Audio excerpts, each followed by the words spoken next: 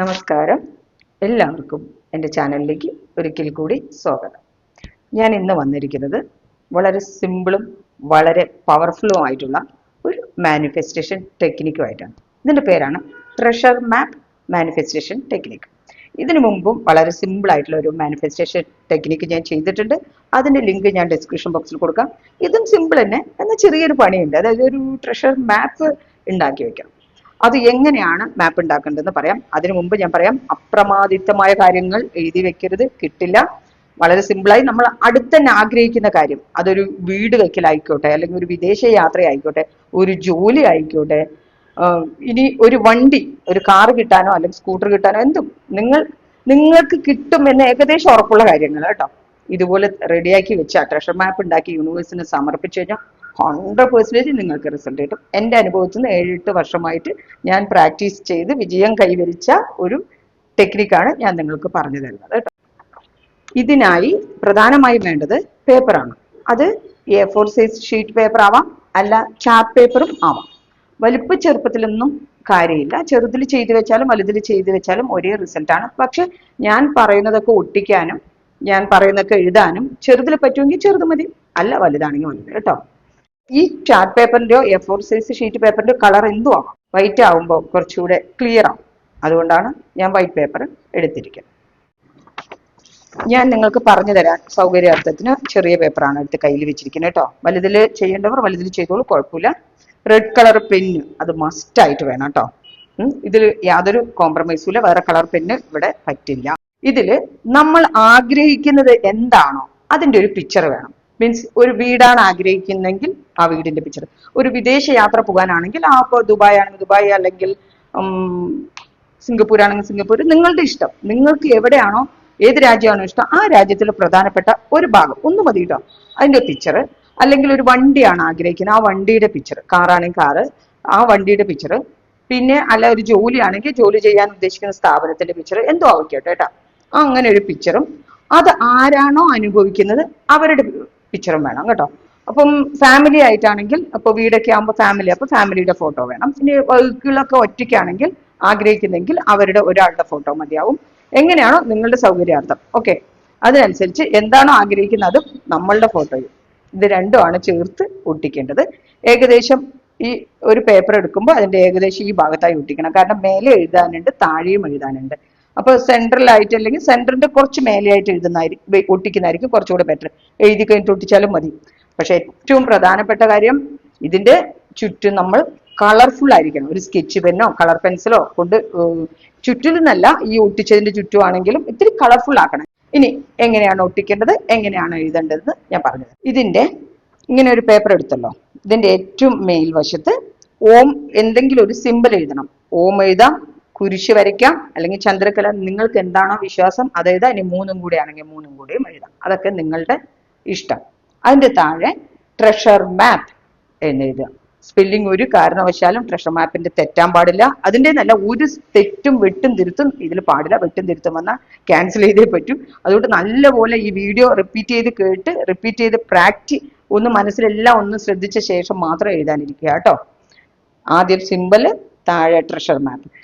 അതിന്റെ തൊട്ട് താഴെ ആരാണോ ഇത് അനുഭവിക്കാൻ ഉദ്ദേശിക്കുന്നത് അവരുടെ ഒക്കെയും പേരുകൾ. അതായത് മീൻസ് ഇപ്പൊ ഒരു വണ്ടി ആണ് ആഗ്രഹിക്കുന്നത്, വണ്ടി ഒരാൾ ആഗ്രഹിക്കുന്നത്, ആ ഒരാളുടെ പേര് മതി. ഫാമിലി മൊത്തം വേണമെന്നില്ല. ഒരു വീടാകുമ്പോൾ മിക്കവാറും ഫാമിലി മൊത്തം ആയിരിക്കും വേണ്ടി താമസിക്കുക അല്ലെ. അപ്പൊ അവരുടെയൊക്കെ പേരുകൾ എഴുതാം. അതിന്റെ തൊട്ട് താഴെയായിട്ട് ഞാൻ പറഞ്ഞ ആരാണോ അനുഭവിക്കേണ്ടത് അവരുടെ ഫോട്ടോയും എന്താണോ വേണ്ടത് ആ ഫോട്ടോയും കൂടെ ചേർത്ത് ഒട്ടിക്കുന്നു. ഓക്കെ, പറഞ്ഞത് ക്ലിയർ ആയി? ഒരിക്കൽ കൂടെ ലാസ്റ്റ് ഒന്നും കൂടെ റിപ്പീറ്റ് ചെയ്യാം, തെറ്റരുത്. ഒട്ടിക്കുന്നു. ഒട്ടിച്ച ശേഷം 2 ചേർത്തി ഒട്ടിക്കണം കേട്ടോ. അതിന്റെ ചുറ്റുമായിട്ട് വേണമെങ്കിൽ കളർ പെൻസിലോ എന്തെങ്കിലും ഉപയോഗിച്ചൊക്കെ ഇങ്ങനെ കുറച്ചുകൂടെ കളർഫുൾ ആക്കാം. ഓക്കെ, അത് കഴിഞ്ഞിട്ട് ഇനി നമ്മളിത് ഫോട്ടോസ് ഒട്ടിച്ചു. എന്താണോ വേണ്ടത് അതും ആർക്കാണോ വേണ്ടത് അതും അവരുടെയും ഫോട്ടോസ് ചേർത്ത് ഒട്ടിച്ചു. ഫോട്ടോസിന് ചുറ്റുമായിട്ട് എന്തെങ്കിലും കുറച്ച് കളർ പെൻസിലോ, ഇതിൽ ഇനി അതും റെഡ് പെന്നിന് പുറമെ കുറച്ച് കളർ പെൻസിലോ സ്കെച്ച് പെന്നോ നിങ്ങളുടെ ഇഷ്ടമാണ്. അങ്ങനെ കൂടുതൽ അലങ്കോലത്തിലാക്കണം എന്നല്ല പറയണത്. കുറച്ചൊരു ഇത്തിരി കളർഫുൾ ആയിരിക്കണം. യൂണിവേഴ്സിൽ കാണുമ്പോൾ ഒരു അട്രാക്ഷൻ തോന്നുന്ന രീതിയിലുള്ള കുറച്ച് ഭംഗിയാക്കി വെക്കണം. അത്രേ ഉള്ളൂ കേട്ടോ. അപ്പൊ അതിന് ചുറ്റും ചെയ്യാം, ഇങ്ങനെ സൈഡിലും ചെയ്യാം കേട്ടോ. നിങ്ങളുടെ ഇഷ്ടം എന്ന് വെച്ചാൽ അവിടെ കുറെ പൂക്കൾ വരച്ച് ആ എഴുതിയത് വായിക്കാൻ പറ്റാത്ത രീതിയിലാക്കരുത്. മാക്സിമം കുറച്ച് കളർഫുൾ ആക്കുക, അത്രയേ ഉള്ളൂ. അപ്പോൾ ഇത് രണ്ടും ചേർത്ത് ഒട്ടിച്ചു. അതിന് താഴെ നമ്മൾക്കിത് ലഭിച്ചു കഴിഞ്ഞു അങ്ങനെ എഴുതണം. അതായത് ഇപ്പൊ വിദേശ യാത്ര ഞങ്ങൾ പോയി, അവിടെ ഭയങ്കരമായിട്ട് എൻജോയ് ചെയ്തു. അല്ലെങ്കിൽ ഒരു വണ്ടി, അയ്യോ വണ്ടി കിട്ടി, ഞങ്ങൾ അതിൽ യാത്ര ചെയ്തു, ഭയങ്കര സന്തോഷമായി. അതുപോലെ നമ്മൾക്ക് ഒരു വീടാണെങ്കിൽ വീട് പണി കഴിഞ്ഞു, വീട് കയറി താമസിച്ചു, അങ്ങനെ നടന്നു കഴിഞ്ഞതായിട്ട് എഴുതുന്നു.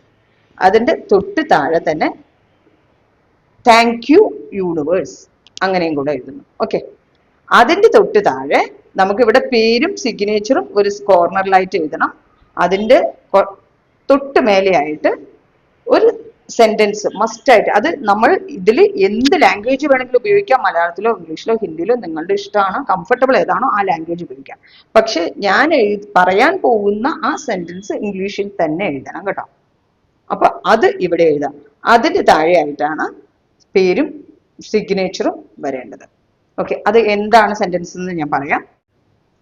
ഇപ്പോൾ ഇതാണോ ഈ കാണുന്ന ഈ സെന്റൻസ് കറക്റ്റായിട്ട് എഴുതി വെക്കും.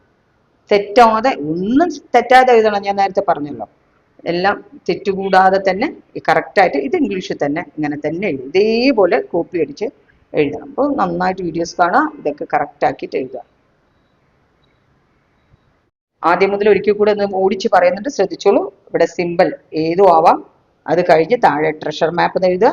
അത് കഴിഞ്ഞ് അനുഭവിക്കുന്ന ആളുകളുടെ പേരോ, ഒരു വ്യക്തിയാണെങ്കിൽ ഒന്ന് കൂടുതൽ പേരുണ്ടെങ്കിൽ അവരുടെ പേര് എഴുതുക. താഴെ നമ്മൾക്ക് വേണ്ട സാധനത്തിന്റെ പിക്ചറും നമ്മളുടെ ഫോട്ടോയും. ഓക്കെ, അതും ഒരാളാണെങ്കിൽ ഒരാൾ, ഫാമിലി ആണെങ്കിൽ ഫാമിലി ഒട്ടിക്കുന്നു. അതിന്റെ ചുറ്റുമായിട്ട് കുറച്ച് കളർ പെൻസിലോ സ്കെച്ച് പെന്നോ ഒക്കെ ഉപയോഗിച്ച് കുറച്ച് ഭംഗിയാക്കുന്നു. അതിന്റെ താഴെ നമ്മൾക്ക് ഇത് ലഭിച്ചു കഴിഞ്ഞതായിട്ട് എഴുതുന്നു. അതിന്റെ ഏറ്റവും സൈഡിലായിട്ട് താങ്ക് യു യൂണിവേഴ്സ് എന്ന് എഴുതുന്നു. അതിനുശേഷം ഞാൻ പറയുന്ന നേരത്തെ പറഞ്ഞ ആ സെന്റൻസ് എഴുതുന്നു. എൻ്റെ ഏറ്റവും സൈഡിൽ ഏറ്റവും താഴെ വന്ന് നമ്മുടെ പേര് എഴുതുന്നു. നമ്മൾ എഴുതുന്ന വ്യക്തി, നമ്മളുടെ ഇവിടുത്തെ പേര്, നമ്മൾ എഴുതുന്ന വ്യക്തിയുടെ പേര് മാത്രം. ഇത് ട്രഷർ മാപ്പ് ഉണ്ടാക്കുന്ന വ്യക്തിയുടെ പേര് മതി കേട്ടോ. ഫാമിലിയുടെ പേരൊന്നും താഴെ എഴുതണ്ട. താഴെ നമ്മുടെ പേര് എഴുതുന്നു, ട്രഷർ മാപ്പ് ഉണ്ടാക്കുന്ന ആളുടെ പേര് എഴുതുന്നു, സിഗ്നേച്ചർ നമ്മളുടെ തന്നെ സിഗ്നേച്ചർ. ഇതിന്റെ ചുറ്റുമൊക്കെ ഇത്തിരി ഒന്ന് കളർഫുൾ ആക്കി വെക്കാൻ പറ്റിയാൽ ഇത് നമ്മൾ എവിടെയെങ്കിലും സൂക്ഷിക്കുന്നു. അതായത് ഇപ്പൊ കട്ടിലിന്റെ മാട്രസിന്റെ അടിയിലോ അല്ലെങ്കിൽ അലമാരിന്റെ മേലെ എവിടെയെങ്കിലും സൂക്ഷിക്കും. ഏറ്റവും പ്രധാനപ്പെട്ട സംഭവം എന്താണെന്ന് വെച്ചാൽ ഇത് നമ്മളങ്ങ് മറന്നു കളയണം. അയ്യോ അതെങ്ങനെ മറക്കണം, നമ്മൾ ഇതിങ്ങനെ ഓർത്തുകൊണ്ടിരുന്നാൽ കിട്ടില്ല, ഓർക്കരുത്. അത് മറന്നു പിന്നെ നമ്മൾ നമ്മുടെ ജോലിയിൽ ഏർപ്പെടുന്നു. കുറച്ച് നാൾ കഴിയുമ്പോൾ ഇത് കിട്ടുമ്പോഴായിരിക്കും നമുക്ക് ഓർമ്മ വരാം, ഞാനിങ്ങനെ ചെയ്തു വെച്ചിട്ടുണ്ടല്ലോ എന്ന്. നടന്നാലും നടന്നില്ലെങ്കിലും കുറച്ച് നാൾ കഴിയുമ്പോൾ ഇതങ്ങ് കത്തിച്ച് കളയുന്നു. കുറച്ച് നാൾ കഴിഞ്ഞിട്ട് കേട്ടോ. അപ്പം അത് നടന്നില്ലെങ്കിൽ പോലും യൂണിവേഴ്സ് നമുക്ക് കൊണ്ടുതരും. 100% റിസൾട്ട് ഉള്ള ഒരു ട്രഷർ മാപ്പ് മാനിഫെസ്റ്റേഷൻ ടെക്നിക്കാണിത്. തീർച്ചയായും നിങ്ങൾ ഇത് ചെയ്ത് നിങ്ങൾക്ക് റിസൾട്ട് കിട്ടിയ എൻ്റെ കമന്റ് ബോക്സിൽ വന്ന് എഴുതുക. കാരണം മറ്റുള്ളവർക്കും കൂടെ അതൊരു പ്രചോദനമാവും. 100% സിൻസിയറായി ചെയ്യുമ്പോൾ അത് വിശ്വസിച്ച് മാത്രം എഴുതിയാൽ മതി കേട്ടോ. വിശ്വാസം ഇല്ലാതെ, ഞാൻ നേരത്തെ പറഞ്ഞ പോലെ മാനിഫെസ്റ്റേഷൻ ടെക്നിക്കിൽ ഞാൻ പറഞ്ഞിട്ടുണ്ട്, ഇത് കിട്ടുമോ എന്നാ പിന്നെ ഒരെണ്ണം റെഡിയാക്കി മേടിക്കാം. അങ്ങനെ ഒരു മനസ്സോടെയും ചെയ്യാം. 100% വിശ്വസിച്ച് വേണം ഇത് എഴുതാൻ. ഓക്കെ, യൂണിവേഴ്സ് തീർച്ചയായും നിങ്ങൾക്ക് നല്ലത് വരുത്തും. മറ്റൊരു നല്ല എപ്പിസോഡുമായിട്ട് വീണ്ടും വരാം. Bye bye.